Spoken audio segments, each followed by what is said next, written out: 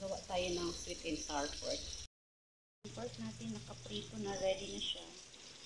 Gawa muna tayo ng sauce. Yan, ilagay na natin itong sweet chili sauce. Tomato sauce. Pero bali dalawa nito. Ganyan kalaki. Dalawa.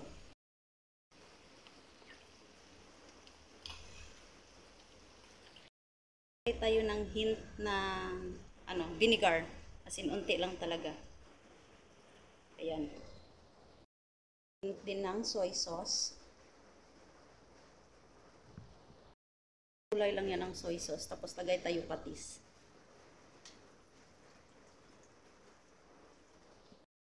Tayo ng brown sugar. So, 1 tablespoon.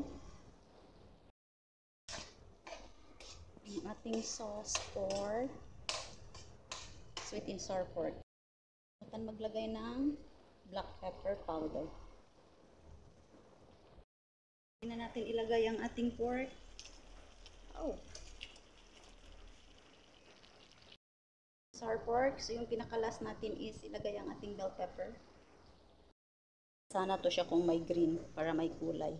O, ayan na ang ating sweet and sour pork. Ihalo mo na. Ito na yung finished product natin ng ating sweet and sour pork. O, diba? Looks appetizing.